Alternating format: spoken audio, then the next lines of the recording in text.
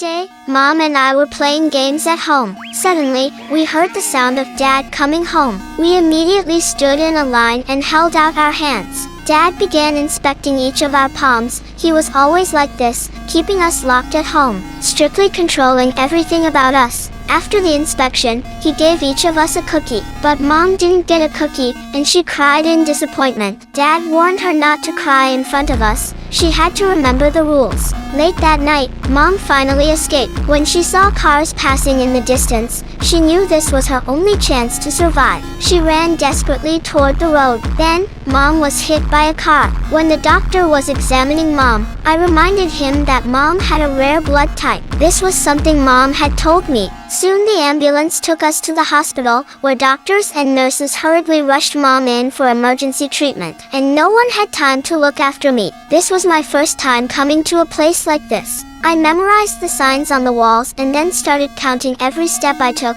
just to pass the time out of boredom. Soon, a nurse who was taking care of me came over. My first reaction was to hold out my hands for her to check. She asked me what my name was, and I said my name was Anna and Mom's name was Dolia. Because the driver who hit Mom had fled, the lady asked if I knew what had happened, but I said the driver wasn't at fault. Mom had run into the car herself. I also told the lady that Mom often made mistakes at home and sometimes fainted, hitting her head on table legs. I was even worried she might fall into the toilet, so I often accompanied her to the bathroom. And I told the lady a secret: Mom wanted to kill Dad. Hearing this, the lady's expression changed as she looked at me. She seemed to realize something and immediately notified the police. Soon a female police officer came to the hospital. The nurse told her that I wouldn't say where home was because it was our family rule. The address was our secret. The female officer had her subordinates go back to investigate the scene while she stayed to continue questioning me.